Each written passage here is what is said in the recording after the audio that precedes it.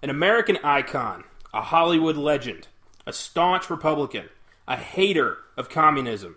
John Wayne is a name synonymous with the American cowboy, almost like he was the product of a steamy one-night stand between Uncle Sam and the Statue of Liberty. As an actor, he had 178 credits to his name, his own production company, Batjack Productions, that he started in 1952, and he used his superstar status to highlight his uber-conservative political beliefs and anti-communist pro-war stance. Wayne died of gastric cancer in 1979 at the age of 72, a cancer that may have been either brought on or accelerated by his involvement in the 1956 Genghis Khan biopic The Conqueror, in which Wayne starred as Genghis Khan.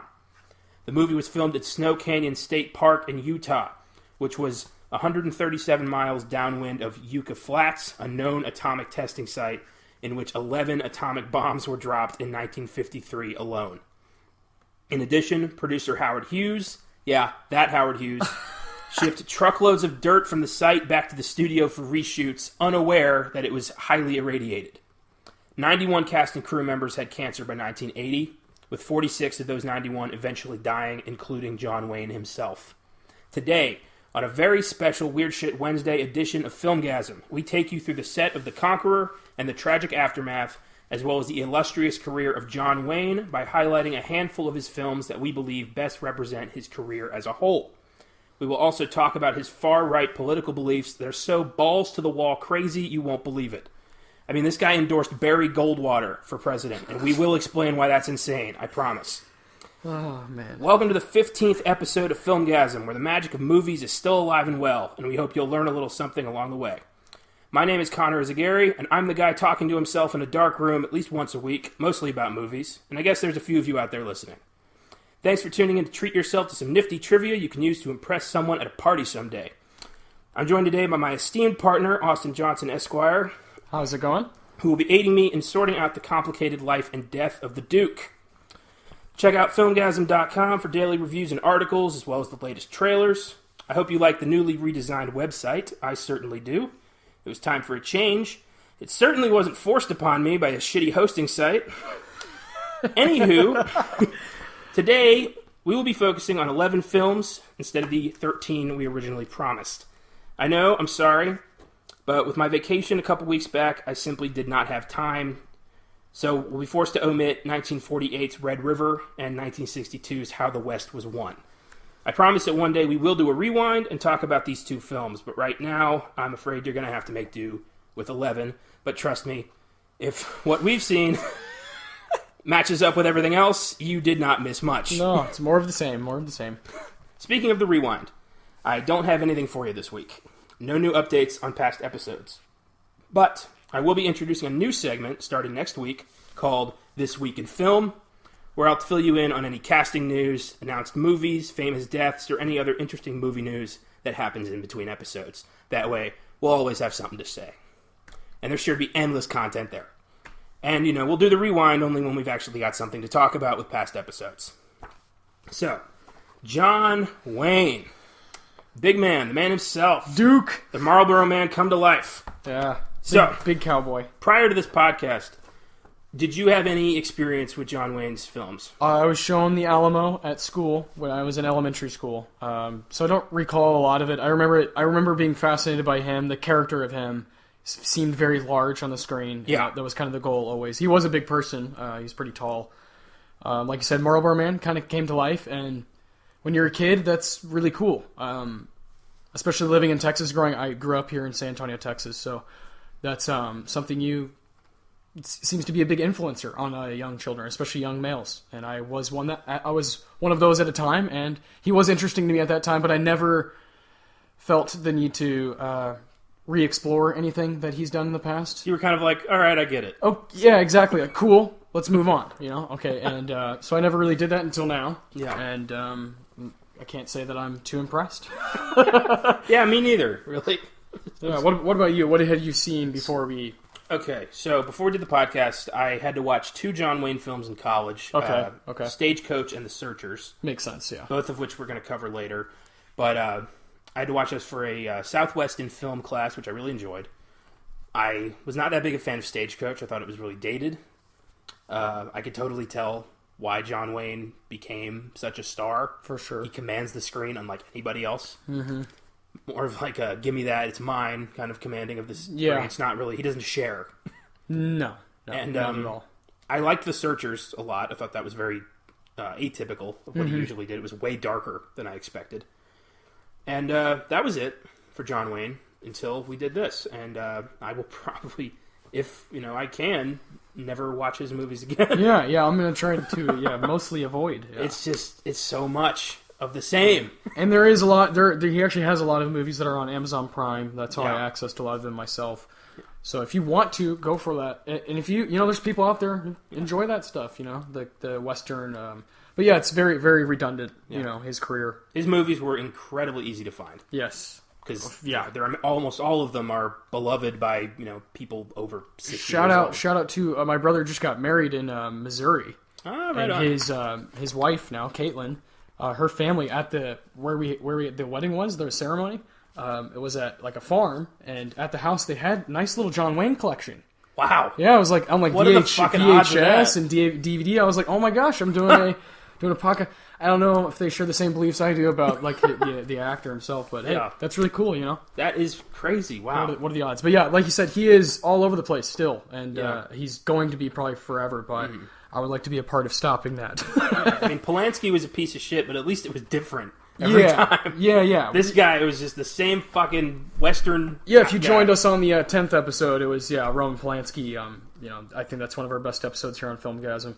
Right on. And we explored a guy who some would call a piece of shit, but I think John Wayne, if you really look at it, if you think for just 5 seconds about it, any person would be like, I don't think that guy was very fair. I don't think I was a really good person. So that's what we're here to kind of enlighten you about. He wasn't a good person. He wasn't a good actor. So what the fuck was it that got this guy? Apparently, from what I've heard, like guys like Kirk Douglas talk, and they said he was like really, really hardworking and showed up to set before people. And kind of was that guy like really gritty. Yeah, true grit. But I don't understand. The skill wasn't really there for me. The talent. It was just simply how he looked and. These big wide shots of him walking in by himself. He was a brand. Yeah, the Marlboro Man. Yeah, exactly. All right. John Wayne was born Marion Robert Morrison. John Wayne's not even his fucking real name. Yeah. In Winterset, Iowa, in 1907, to Mary Alberta and Clyde Leonard Morrison. Clyde developed a lung condition that required him to move his family from Iowa to the warmer climate of Southern California, where they tried ranching in the Mojave Desert. Until the ranch failed, Marion and his younger brother, Robert E. Morrison, swam in an irrigation ditch and rode a horse to school. Of course, John Wayne fucking rode a horse to school when he was a kid. Makes sense. Just building on the legend. When the ranch failed, the family moved to Glendale, California, where Marion delivered medicines for his father, sold newspapers, and had an Airedale dog named Duke, which was the source of his nickname, kind of like Indiana Jones. I prefer Indy. We named the dog Indiana. All right, anyway. He did well at school, both academically and in football, of course. When he narrowly failed admission to Annapolis, he went to USC on a football scholarship from 1925 to 1927. Fellow actor Tom Mix got him a summer job as a prop man in exchange for football tickets. Now, Mix was another actor who grew to hate John Wayne, as he believed Wayne would one day upstage him, which is exactly what happened. Tom Mix was an early Western actor who gave John Wayne his entry into the business and grew to regret it pretty damn fast. Yeah. On the set, Wayne became close friends with director John Ford, for whom, among others, he began doing bit parts, and he began calling himself John Wayne. And real quick, I have an interesting story about Wayne while he was an extra. Nice. In 1928... Wayne was a featured extra on the set of the film. Think about that. 1928. 1928. This was a while back. Oh, man. He rode a horse to school. This was, yeah. The Oscars had just become a thing, in 1928. It's crazy. 1928, Wayne was he was on the set of the film Noah's Ark. And on the set, during the climactic flood scene, they actually flooded the set by pumping 600,000 gallons of water onto the set. The resulting flood was so bad that 3 extras were killed. They drowned. One was injured so badly his leg was amputated, and a few others were badly injured. This incident led to increased safety regulations the following year. Wayne was one of the extras who survived, as were actors Ward Bond and Andy Devine, who would co-star in a lot of Wayne's films later on. Mm-hmm. So I guess they became friends and bonded over their survival of this incredibly fucking dangerous film set that killed 3 people. They can do that to people, yeah. This was the 20s when nobody gave a shit about extras. No. People still kind of don't give a shit about extras. I was about to say, no. Yeah. Oh, man. Wayne's first feature film was Men Without Women in 1930. And after more than 70 low-budget westerns and adventures, Wayne's career was stuck in a rut until John Ford cast him in 1939's Stagecoach, the movie that made him a star. And wouldn't you know it, Stagecoach is the first film on our list. Stagecoach was released in 1939. It was Wayne's first real starring role. It stars Wayne as the Ringo Kid, a gunslinger who agrees to escort a group of people traveling on a stagecoach through dangerous Apache territory. Co-stars Claire Trevor, Andy Devine, Thomas Mitchell, John Carradine, and Louise Platt. It was directed by John Ford, the undisputed king of American westerns. He would direct a great many of Wayne's most well-known films. It has an IMDb score of 7.9 and a Rotten Tomatoes score of 100%. Woo! Saw it in college, and I gave it a 7 at the time, and I stand by that. Yeah, I think that's about right. Yeah. It's extremely dated. I'm sure at the time it was a magical, new thing. Oh, yeah, I mean, think about 1939. This is World War II time. This is... Yeah, we weren't even involved in World War II yet. Yeah, this is a fascinating time for pop culture before things of World War II kind of took over in the 40s. So. This is right after the Great Depression, where people are looking for larger-than-life heroes, and John Wayne fit that bill big time. Yeah, for sure. Yeah, he's kind of the hero people maybe were looking for. And maybe Stagecoach isn't as good as people think. Maybe it is the right timing. Maybe that's a big part of that's a very part of its good legacy. Point. So that's how I feel about it. But this is a movie that I think played at the Draft House. Yeah, actually, recently. It's playing next week, actually. Yeah, I was going to say, yeah. So this is one that's still, is still in people's minds. Like Connor said, it's the one that kind of got his first foot, forward and going. So. And he looks extremely young in the movie. He's in his, 30s. Yeah, it's kind of weird. Because you're so used to seeing the kind of leather-faced, dirty... dirty old man. Wayne's films are actually a lot better if you just kind of think it's the same person every single time going through, just crazy shit. If it's like a TV show, everything's just a different episode. It's always been the Ringo Kid, just changing his name every time he goes to a different town. Oh, man. That's awesome. Crazy. Stagecoach won 2 Oscars. Best Supporting Actor for Thomas Mitchell, who played the drunken doctor Josiah Boone, and it won Best Original Score for Richard Hageman, W. Frank Harling, John Leopold, and Leo Shukin. Never seen 4 people take original score before. It was nominated for an additional 5 Oscars, including Best Picture, Best Director for John Ford, Best Cinematography, Art Direction, and Film Editing. Not bad. Yeah, I don't know. Stagecoach was the beginning of a long career for John Wayne, and most of his films were westerns, with the occasional war movie thrown in for good measure. He didn't really venture out of his box very often. No, until it was a part of his political agenda to be in a war movie. So big time. In 1944, he helped found the Motion Picture Alliance for the Preservation of American Ideals, a conservative political organization. That stupid fucking title. Come on. He later became the president of this organization. Come off it. Wayne was a lifelong conservative, and his political beliefs would shine through in many of his films. All of his films are about, America rallying together on the frontier to take down the dangerous brown guy. Yeah. That's essentially, and that's what's so fascinating about this time is, we've seen so many things, we're exposed to so many things on the internet now, but think about, the 30s and 40s, there's what they put in front of you is what you're going to believe and what you're going to think is the representation of those people. Yeah. So you see John Wayne, the hero, the big white guy, good-looking white male. Yeah. Versus, like you said, the brown people. He was America. It's annoying. It's frustrating. Yeah. It's manipulative. Incredibly. Yeah. Did you want to mention anything about Rio Grande? Because you watched that movie. I did. This is another one that's on Prime. Boring.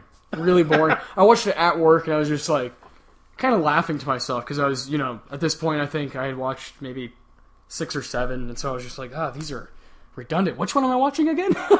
I had to tap the screen to see what the title of the movie is. That's not a good sign. And Rio Grande is one of the weaker ones too. There's sometimes moments in some of these films that are really, really good, or there's aspects of it, like on The Long Stay, there's aspects of they actually speak their real language. There's nothing in the Rio Grande that was interesting to me at all. It's just boring through and through. It was probably made as another, money maker, Yeah. Hey, for the families, here you go, He would release like 3 or 4 films a year. Just, yeah. It was, he's working all the time, yeah. All right. Well, yeah, not really a lot to talk about with Rio Grande. No. Wasn't on the list. What do we got up next? Yeah. Next one is 1952's The Quiet Man. Oh, okay, yeah. One of his There we non-Western or non-war. Stars John Wayne as Sean Thornton, a retired boxer who moves home to the Irish village of his birth and falls in love with the strong-willed Mary Kate, played by frequent Wayne collaborator Maureen O'Hara. Sean is haunted by an incident where he killed a man in the ring, and he hasn't fought since, outside the ring or in it. Yes, this one's fun. Co-stars Barry Fitzgerald, Ward Bond, and Victor McLaglen.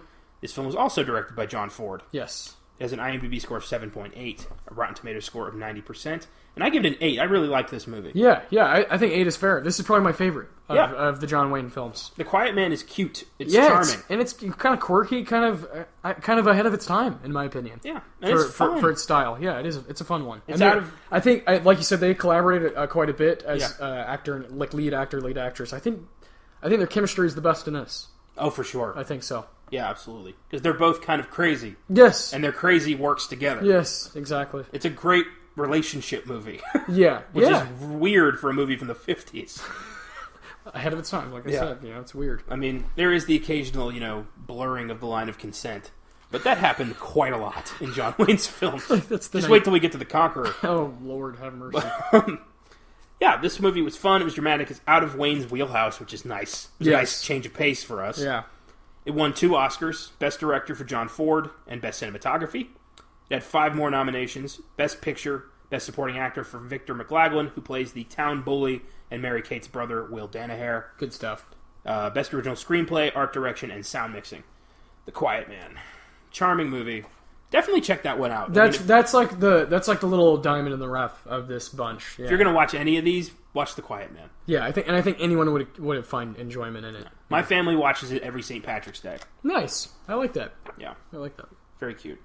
So I'm going to let you take the reins on this next one because I was not able to get to this. 1953's Hondo.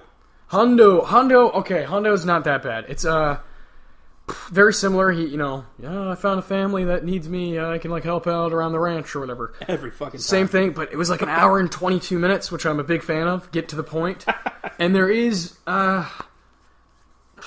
something there. There's something there. He was in really good shape for this one. He was I don't think he was ever out of shape, like in his prime, but he felt taller than usual.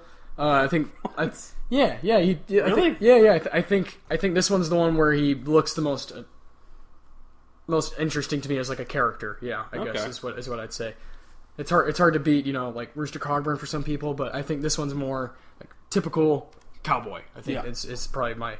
Again, I love the length of it being short because some of these, I wish all of these. Yeah, you watch some of them and you're like, man, there's just not enough substance. Some of these are so fucking padded. Not enough substance to get through 2.5 hours. Like it's just waste of time. Oh, for sure.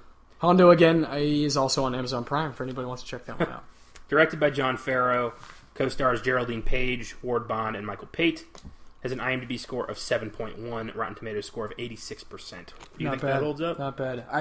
I'd say 6 or 7 for me. Probably 6, yeah. Okay.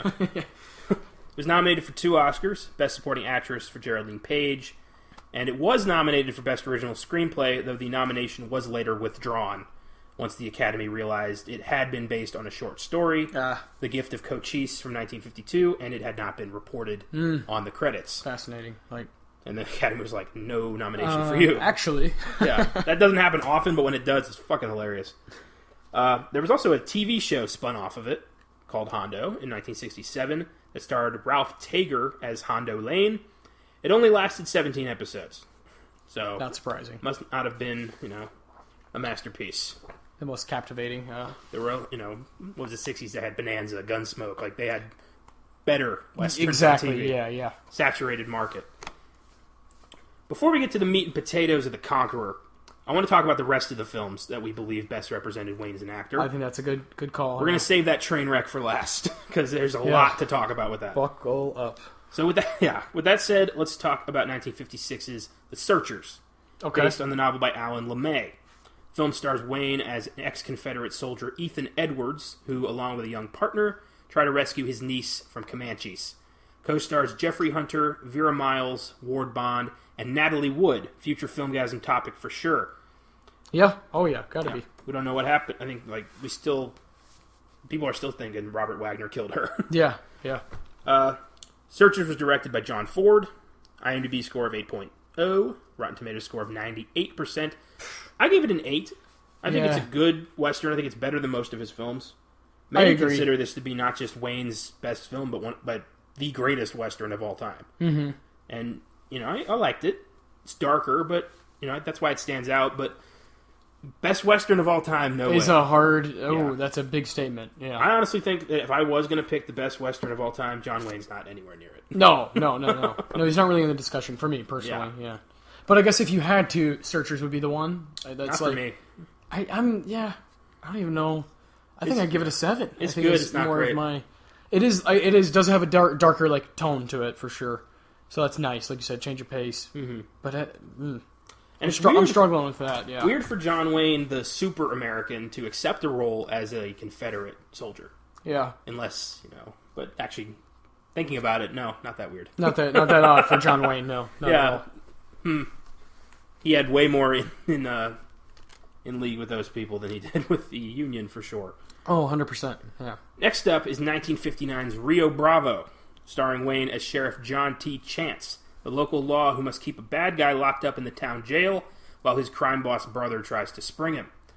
And this film was, in fact, director John Carpenter's favorite movie. Yeah. And he would base his film Assault on Precinct 13 on the general concept of, people got to band together to keep the bad guy from breaking out the other bad guy. Yeah.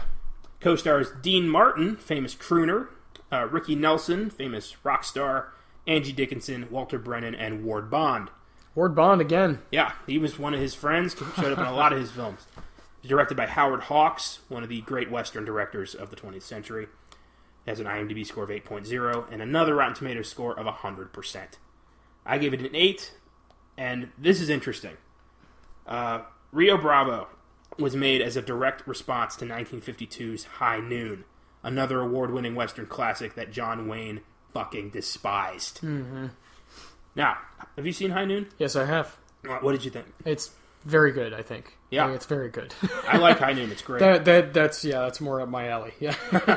High Noon stars Oscar winner Gary Cooper. Exactly. As a sheriff who must face a dangerous outlaw alone because nobody in his town will help him. And this is from an article by film critic Emmanuel Levy discussing Wayne and director Howard Hawks' mutual disdain for High Noon and how it led directly to the creation of Rio Bravo. Quote, Hawks did not think a good sheriff was going to go running around town like a chicken with his head off asking for help. Instead, he claimed, a good sheriff would turn around and say, how good are you? Are you good enough to take the best they've got? Wayne's objections to the film were even stronger than Hawks. He described writer Carl Foreman's plot with great contempt. Quote, in that picture, 4 guys come in to gun down the sheriff. He goes to the church and asks for help, and the guys go, oh well, oh gee. And the women stand up and say, you're rats, you're rats. So Cooper goes out alone. It's the most un-American thing I've seen in my whole life, charged the actor. For the rugged men of the frontier who had battled the Indians as well as nature would not be afraid of 4 villains. Instead, they would have united as they had united to make the land habitable. Wayne was humiliated by the movie's last scene, showing Cooper putting the United States Marshal's badge under his foot and stepping on it. Walking away from his job, as Cooper did, was inconceivable to Wayne's commitment to responsibility and public office. Wayne believed High Noon was a direct insult towards him personally. And he actually has a good reason for that. Good. Yeah. Good. I'm glad it was aimed, I'm glad it's aimed directly at him. High Noon was written by Carl Foreman. And Foreman was a victim of the 1950s Hollywood blacklist, brought on by the Red Scare and Senator Joseph McCarthy's House Un-American Activities Committee. And Wayne was a big supporter of that. Mm-hmm. We're going to do the Hollywood blacklist way down the road. I want to do a full, proper film on that. For sure. But Wayne was a big supporter, and he was the one who got Carl Foreman blacklisted. So let's explain what blacklisted exactly means. Yeah. To these... These people don't want them.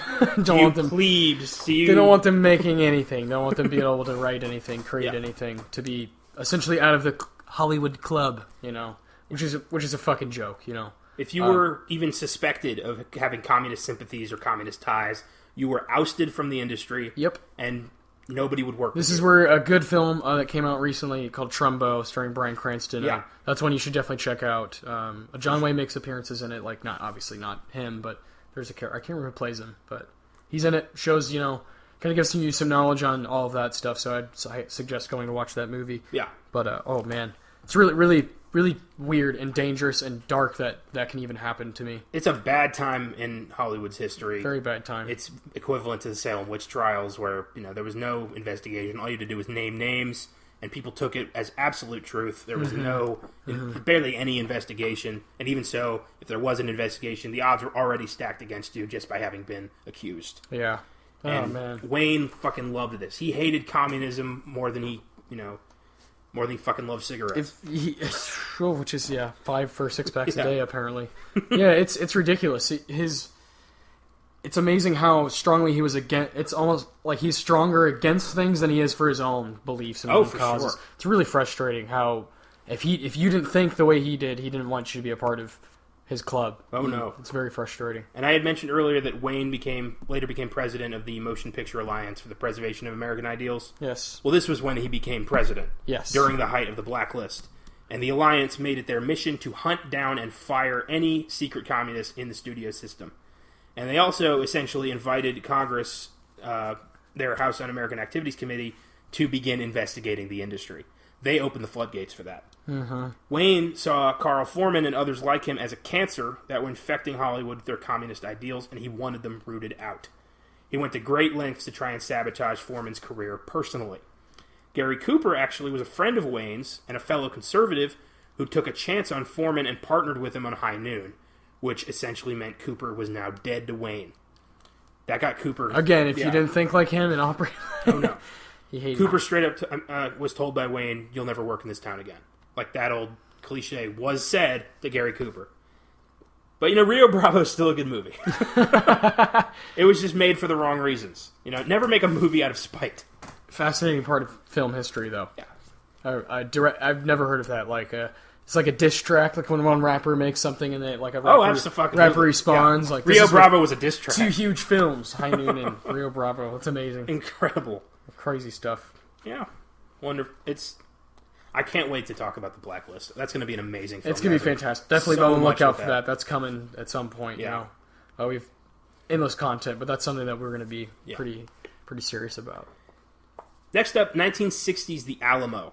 Hey. One of 2 films that Wayne would personally direct, the other being his 1968 pro-Vietnam War film, The Green Berets, which was poorly received. Mm-hmm. The Alamo tells the true story of the Texas soldiers who gave their last stand at the Alamo Mission in the town of San Antonio in 1836. Wayne stars as Davy Crockett, Richard Widmark as Jim Bowie, Lawrence Harvey as William Travis, and Chill Wills plays a guy named Beekeeper. I only mention this because Wills is the only actor to get an Oscar nomination for his performance, despite being forgettable and inconsequential. He led an aggressive nomination campaign that even Wayne said was a bit much. I read that in the trivia and thought, that's too fucking weird not to include. That's amazing. I don't know who he was. He was super forgettable. He's in the movie for like 10 minutes, and he ends up with a nomination, I think just so they could shut the guy up. Yeah. Oh, man, that's incredible. The Alamo is not really that well received. It has an IMDb score of 6.9 and a Rotten Tomatoes score of 50%. But, I gave it an 8. I liked The Alamo. That seems a little low, yeah. But, it gave me a sense of Texas pride. I think you like The Alamo more if you're from Texas. If you live here. If you live in if you're Texas. from here or live here. It's a film that, inspires you to, to For greatness. sure. It's really strange. The Alamo is just miles down from us right now, so, It's we're not far at all. It's not. It won 1 Oscar for sound mixing, scored 6 more nominations for Best Picture, Best Supporting Actor for Chill Wills, Best Cinematography, Best Film Editing, Best Original Song, The Green Leaves of Summer, which you may recognize as the opening music to Inglourious Bastards. Yes. And Best Original Score for Dimitri Tompkin. It was remade in 2004 with Billy Bob Thornton and Dennis Quaid.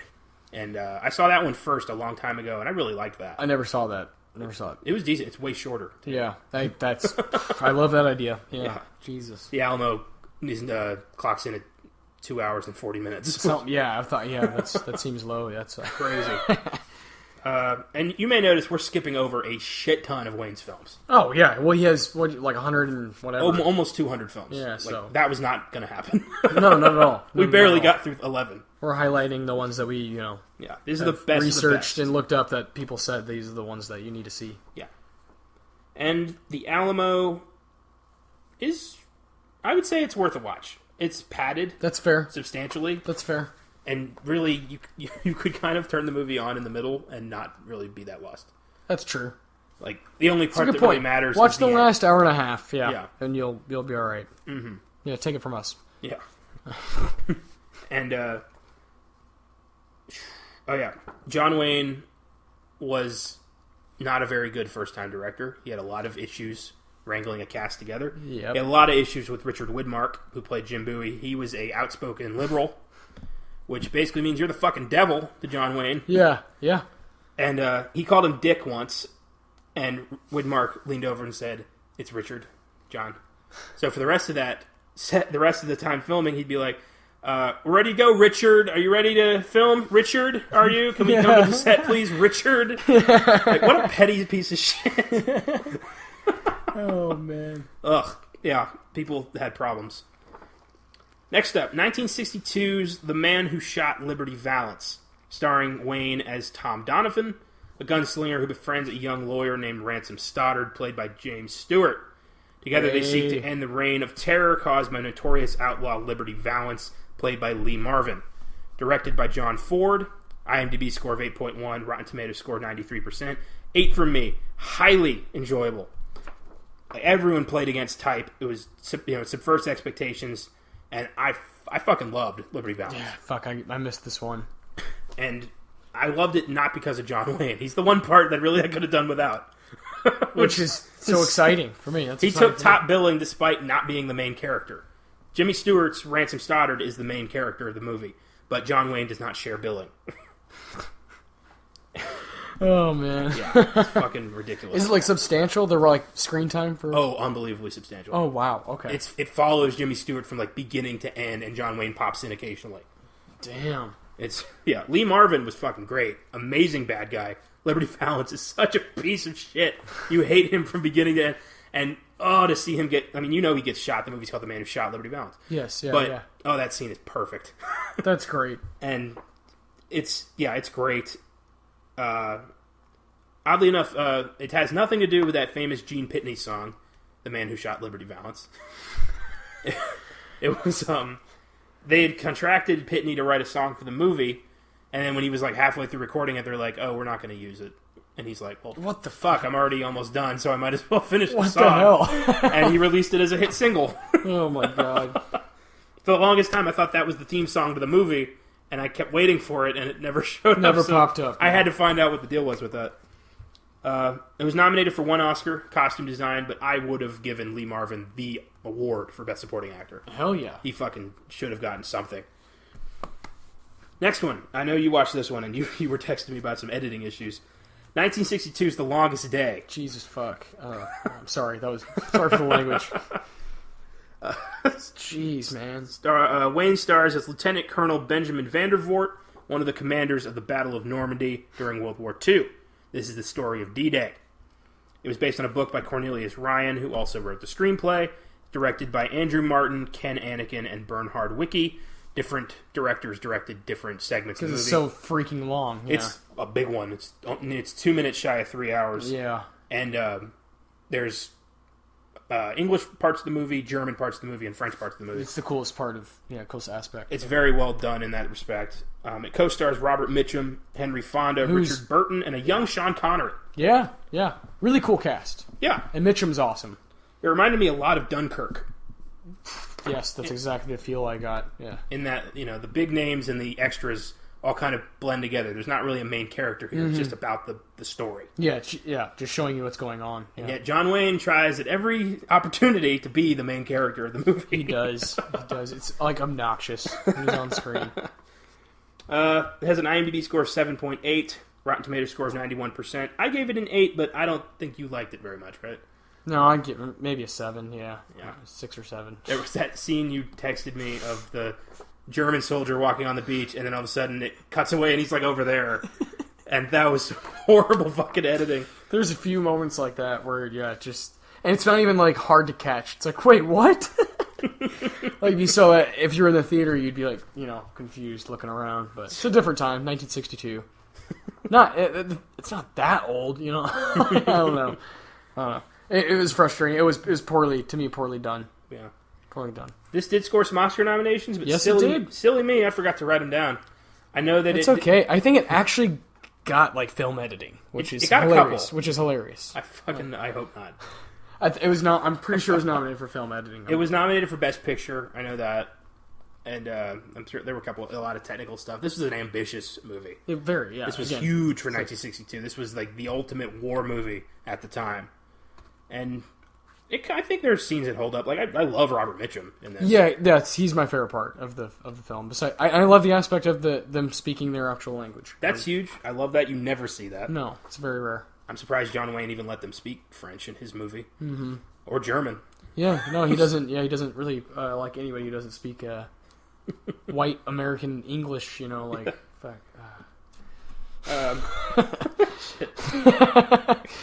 Sean Connery actually did this the same year he did Dr. No. Hey, yeah. Holy shit! And I didn't know this, but I can't fucking believe this. He has worn a hairpiece in every single movie he's ever been in, from Dr. No to Leave Extraordinary Gentlemen. He never... Good for him. He was bald the beginning to end. Good for him, Sean. And he didn't embrace it until the 80s. Oh, no, until his proper... Yeah, until he was old. Until the Untouchables, he's like, alright, fine.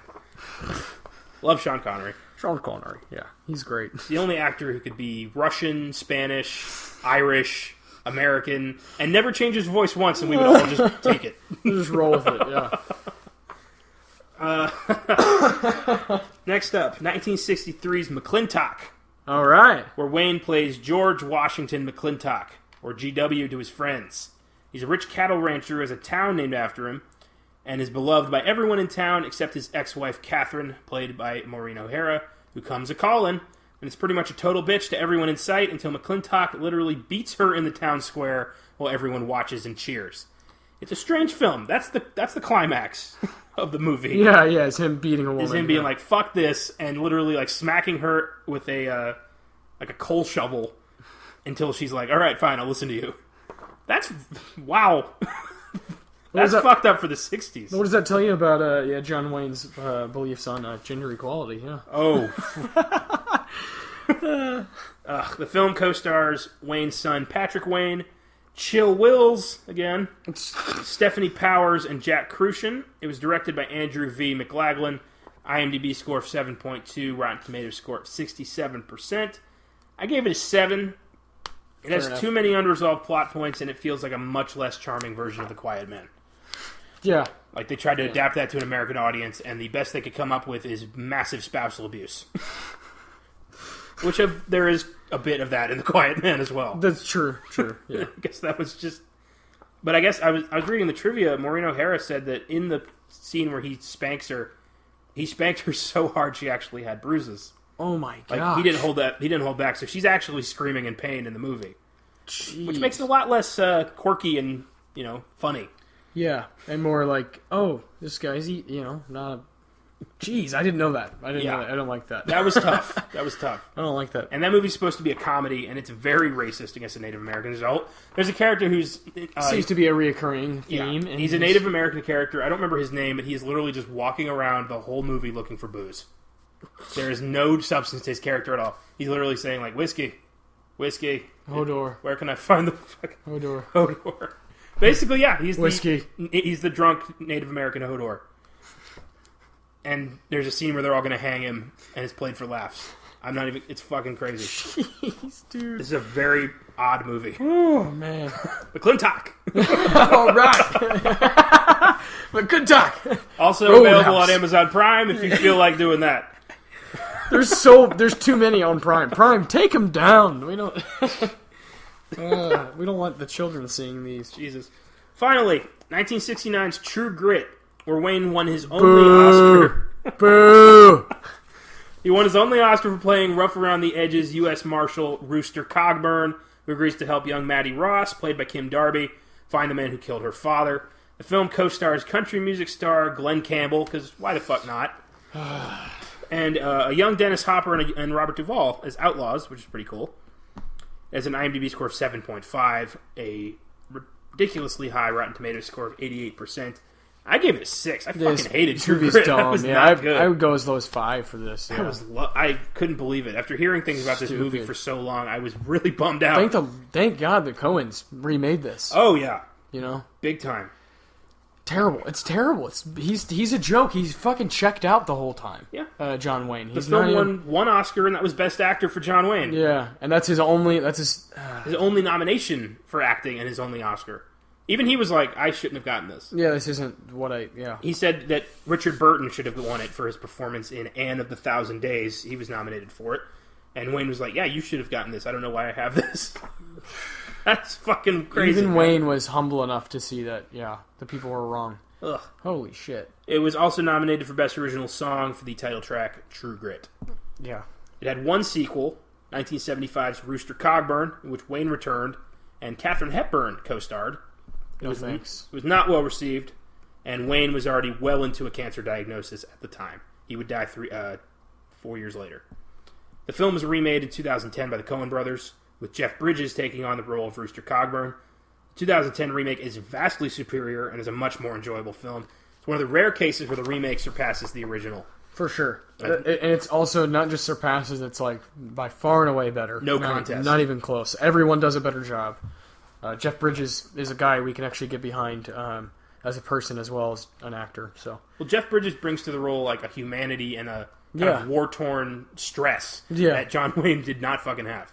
Yeah. Like, you believe that Jeff Bridges has been through some shit as a marshal. Sure. John Wayne feels like he just walked out of his trailer and put an eye patch on. Again, checked out, man. I didn't like it. Didn't like it at all. Ugh. And didn't Midnight Cowboy come out that year?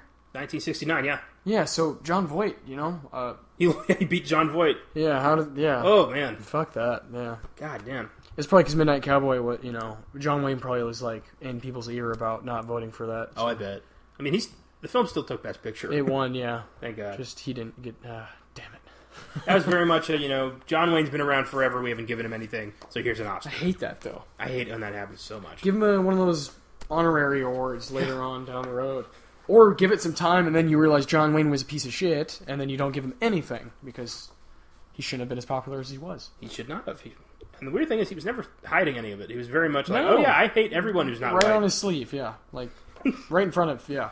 A guy like this wouldn't exist today. It's impossible. No way.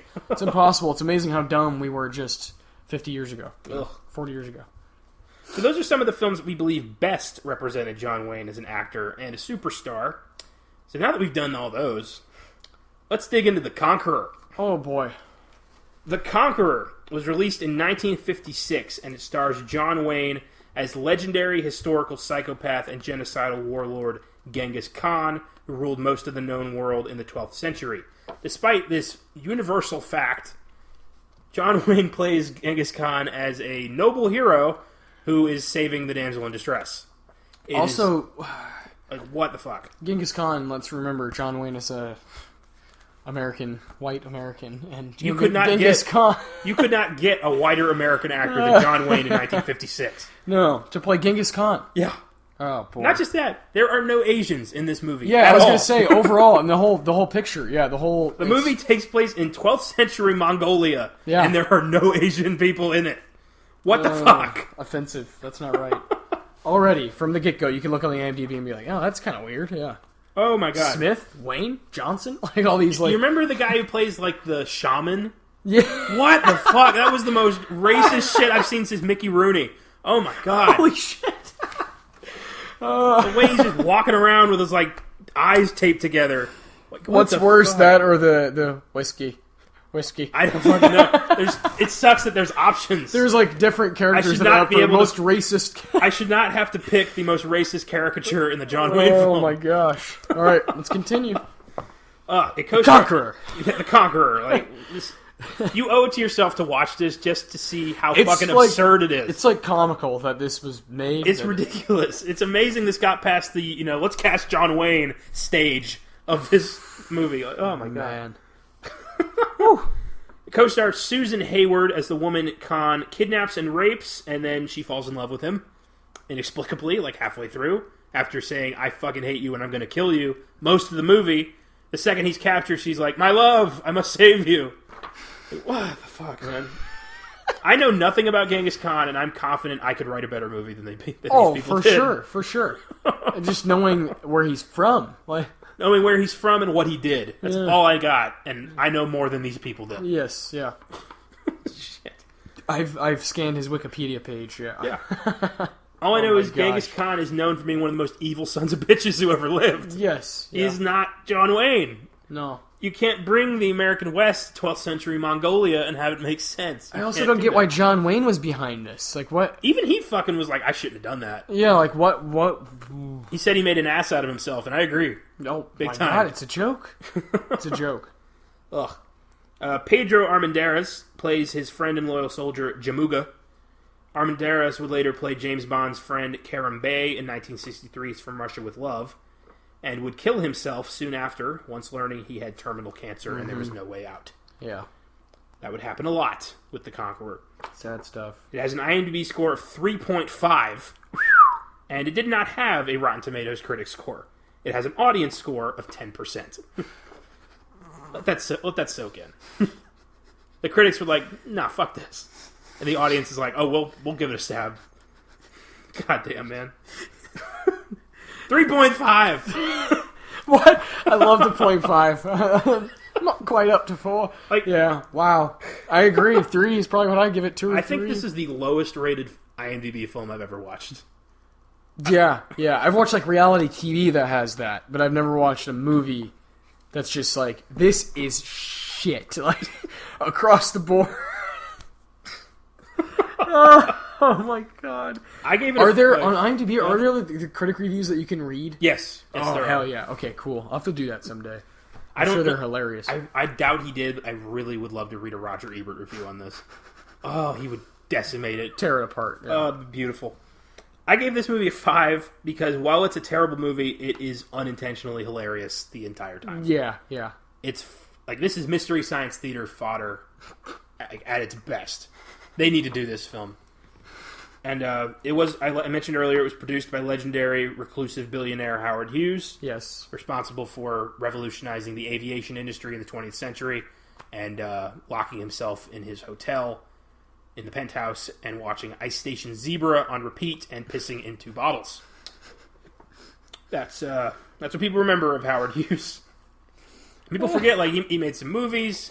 Hell's Angels comes to mind. Yeah. He was played by Leonardo DiCaprio in 2004 as The Aviator. Yeah, I was going to say, if you want some more light on that. Yeah. Great movie. When we do Scorsese down the road, we'll talk more about that one. He would later pay $12 million for every existing copy of The Conqueror because of guilt after many cast and crew were diagnosed with cancer. Mm-hmm. And he would say that this was his biggest regret, which is sad. It was filmed at Snow Canyon State Park in Utah, which was downwind of Yucca Flats, known atomic testing site in which 11 atomic bombs were dropped in just 1953. There was a lot more before that. And nuclear fallout lasts longer than 10 years. Oh, yeah. So at least, yeah. Yeah. Oh, man. It's amazing. It really is. It's shocking. Even, anyone who's listening to this might go want to, like, research this or see things for themselves on the internet. It's actually not that easy to find good articles about it. Like, it's almost hidden. Oh, extremely. I had a tough time. And it was very hidden, definitely during the time. Like, oh, yeah. Very scary. It wasn't until, like, the 80s where somebody did an article because they kept finding people who were connected to that film who were dying of cancer. And they researched it and they found out about the set, where it was filmed. And it was Howard Hughes who chose that spot. And he would call it the worst mistake of his life. He lived with it. He lived with those bodies on his conscience. For sure. And that's devastating. I mean, he didn't know. It's very sad. It was distributed by RKO Pictures, one of the big ones back in the day. And this film was such a financial disaster that it completely destroyed RKO Pictures. Oh, yeah. The oh man, you like go back and like look at the budget and things. Like the trailer was this big grand, 3-minute long. What did you say? Like Titanic and spectacle, right? Yes, yeah, it's exactly what it says. It's amazing. It's like wow, they're like building this thing up to be this masterpiece at the height, peak of his powers. John Wayne. This was not Wednesday night in September. This was prime summer movie season release. This was huge. Is also during a time when summer movies started becoming. We're going to talk about that one days. You're starting to shift into new Hollywood stuff, and like as you get into the '60s. But man, there's a lot riding on this movie. Oh, for sure. And it's a really big part of that era, that decade. Yes, for sure. So, but one movie completely wiped out one of the biggest studios. Yeah, that'd be like if a movie came out today that was such a huge, massive financial disaster that it wiped Warner Brothers off the map. Yeah. Like that would be insane. And that happened in 1956. It's just like these companies now wouldn't invest in something that they know isn't surefire like that. Like there are things that happen where they lose money, companies lose money, it just doesn't hit, it's not the right time. But never like this, where it would wipe you out clean, like, shit, we can never make a movie again. I don't remember the last time that happened. Like, maybe, the Weinstein Company fell apart for different reasons. Yeah, way different. But I don't remember in my lifetime if that's ever happened. Where a no, movie wiped out a studio. It hasn't. No, we haven't seen that before. I kind of want to see it. I want to know, like, hell yeah, what would a modern day equivalent of the Conqueror be? I just don't want it to kill like Black Panther with a white guy. Like, what would happen? Like that. Exactly. That's like exactly. Yeah, if Black Panther starred Matt Damon. Yes, exactly. Are you serious right now? Like, the fuck. And it takes place in Africa, and there are no black people in the movie. Yeah. Exactly. Think about that. Ben Affleck is Killmonger. Let that sit. Let that sit in. You take these things that John Wayne did, and was in like the decisions he made in his life. You step back and look at it, and you're like, "Are you kidding me? Are you kidding me? This guy, like the way he operated, is a fucking joke." This film got way, way too far with anybody speaking up. Like, nobody said fucking word. There's also that fucking scene where he's, like, essentially molesting somebody, or I guess is what you'd say, and there's, like, soft music playing. Yes! The fuck? That bugged the fuck out of me, man. Like, he's raping this woman. That was like, I kind of want to fast forward. Yeah, it's like Gone with the Wind's, like, dramatic score is playing while he's raping this woman. Yes, essentially, it's ridiculous. Fuck that movie. Yeah. 3.5. 3.5. 10%. Yeah. 10%.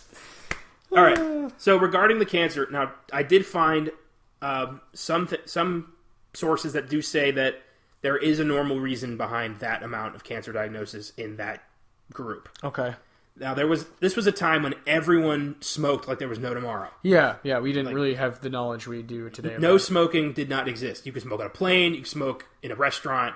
Anywhere. Didn't matter. Movie set, everything. And this was like, 4 or 5 packs a day. Like, people were just chain smoking like there was no tomorrow. There was nothing, yeah. And according to the National Cancer Institute, at the time the article was written, the overall incidence of being diagnosed with cancer in a person's lifetime was about 40%.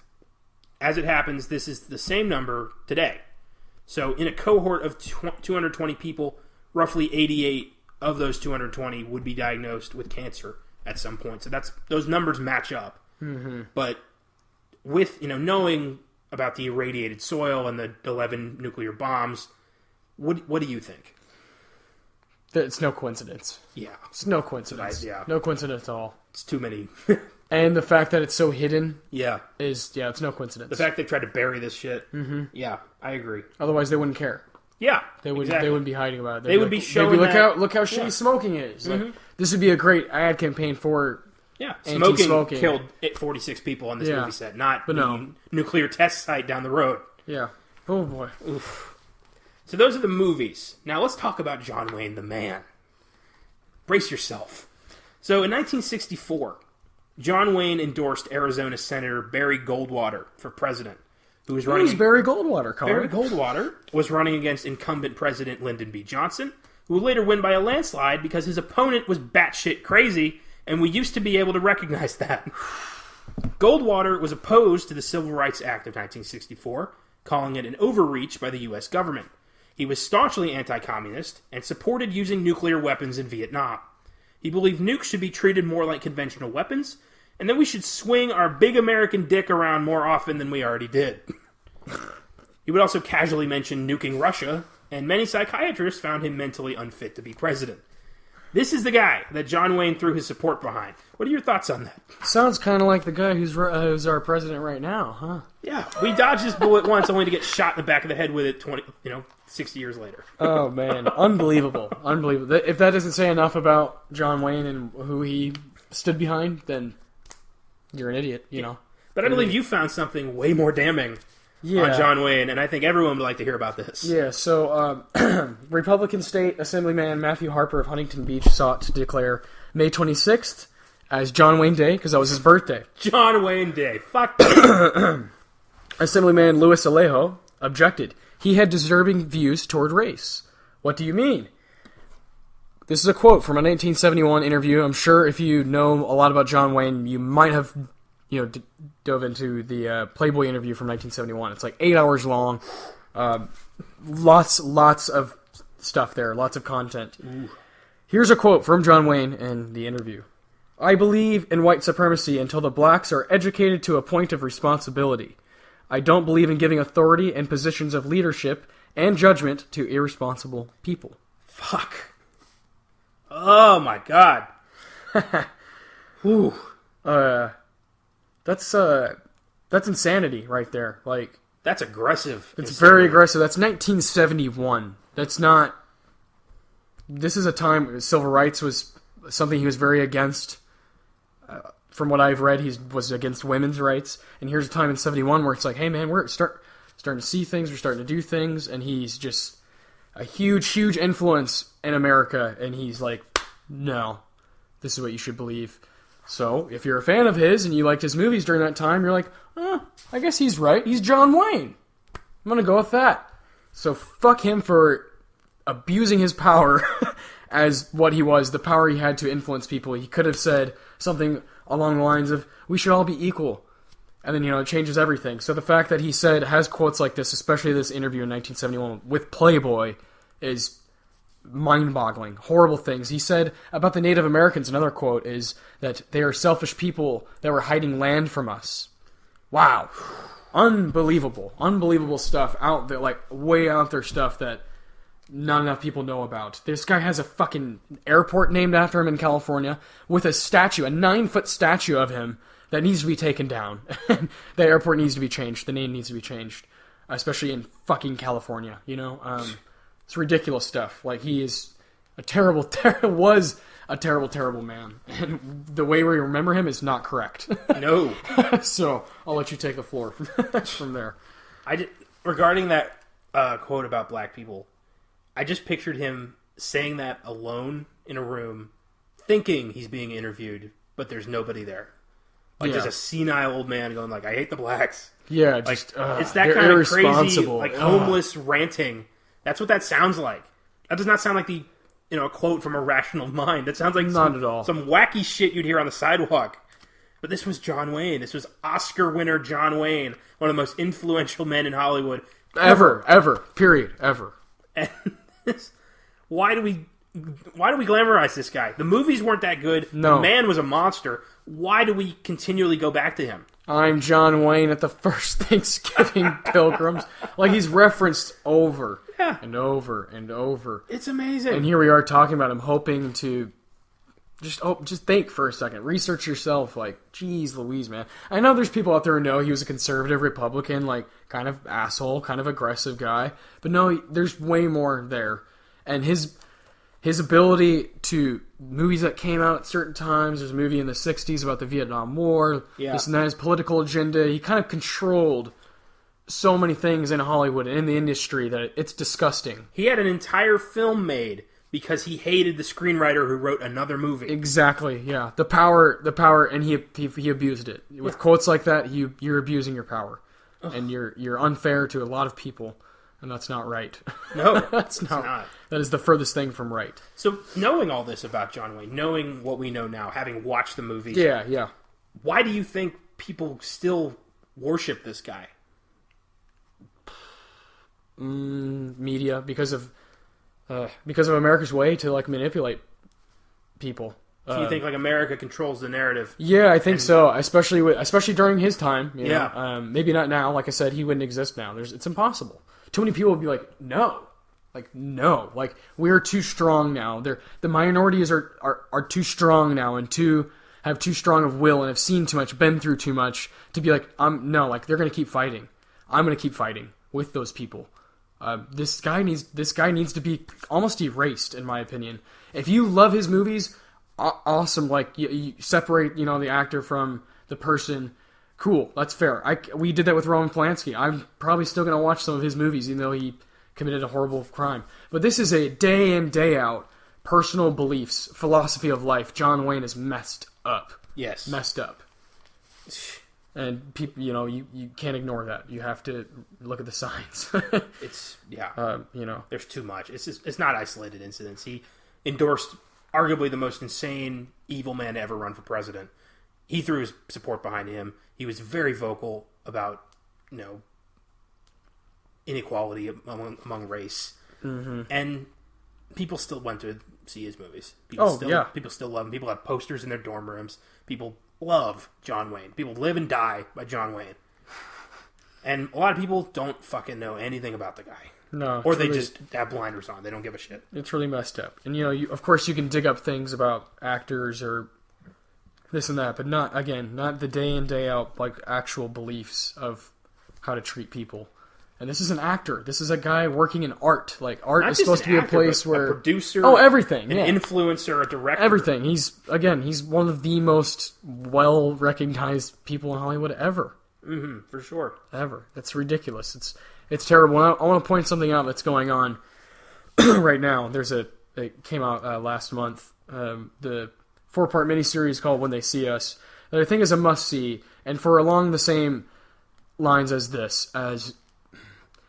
You cannot allow stuff to be fed to you, or for someone to represent, like, say, like in these movies with John Wayne, there's a lot of the brown person, like, they are evil, they are criminal. And when you allow that to seep in and become your belief, that's how racism is, like, seeded into you and rooted into you. And I think When They See Us is something that is a must-see that people must watch, not because it's the greatest quality or the best acting, which it is. I think the acting is very good, but because of the story and because of the knowledge it's going to give you about race in our country, real problems in our country where things are controlled at the top, and you have to be very careful what you actually listen to and what information you're being given. You have to do your research, and I encourage people to watch things like that and listen to people like us talk about. We actually did the research, and we watched the movies, and we're here to tell you that he wasn't a good man or a good actor. Good man, I didn't expect. Good, I expected a decent actor. Yeah, me too. 178 films, a lot of them regarded as 20th century classics. Why? Yeah, I don't get why. Yeah, that's the one thing I cannot fucking figure out for the life of me. Mind-boggling. Mind-boggling. It's insane. Yeah. Open your minds, guys. So that's John Wayne, an American icon with an uncompromising dark side. Duke held grudges, and he held them forever. Does he deserve to be held to such esteem these days on the Mount Rushmore of 20th century actors? In my opinion, hell fucking no, he doesn't. No, not at all. He made virtually the same movie 178 times with only a handful of good ones, and he was outspoken against everything positive for change. He was a terrible human being, and more people need to know that. His movies reflect he wanted more of the same. Of the same, and that's what his fucking movies were. He wanted more of the same. Let's just keep the way it is, If it ain't broke, don't fix it. It is. And there's a quote. This is great. There's a quote from the director of the miniseries I just brought up. Ava DuVernay says, "We have to remember that the system is not broken. It was built this way." And John Wayne is 100% a supporter of that, and always push that agenda. And that's a wrong way to live. Well fucking said. Thank you so much for tuning in to our third Weird Shit Wednesday. This has been Connor Eyzaguirre and Austin Johnson, the Statler and Waldorf of old forgotten Hollywood bullshit. As always, feel free to subscribe to the podcast on iTunes or YouTube, and shoot us a message or suggestion via Facebook, Twitter, Instagram, or email at filmgazm@gmail.com. We love feedback of all kinds. Anything we can do to make this more enjoyable. And I fucking had a blast doing this one. This is big. I needed to get this out of my head. Me too. Yeah. I told you I was angry kind of all day. I was kind of in a mood all day. Not it didn't like affect me, but in my own mind I was like, man, I'm ready to get this stuff out because I think it's important. Yeah, I think this is an important episode. Yeah, but I don't want to offend anyone who is a fan of his work. I really don't. I really don't want to do that. That's not my goal. No. I don't think that's our goal at all. No. Our goal was to watch the movies ourselves and or what movies we could, and give you our insight on the research we've done about the person and what happened to him, and the actions he took and the stuff he was invested in. So. His films just weren't our thing. Yeah, and that's just how it goes sometimes. Mm-hmm. And that might just be because I started. My first ever Western was an Italian spaghetti Western, so that was the template that I had and the expectations. It's kind of timing, timing of when you watch. If you were like 10 when you watched all these, that's right. Yeah, that's a good point. Yeah, man. So, next Friday sees the release of the Child's Play remake. Yes.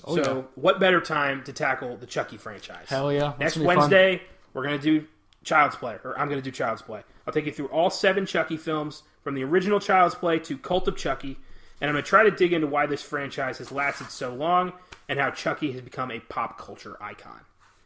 And in the meantime, stay American, Pilgrim, and say no to communism.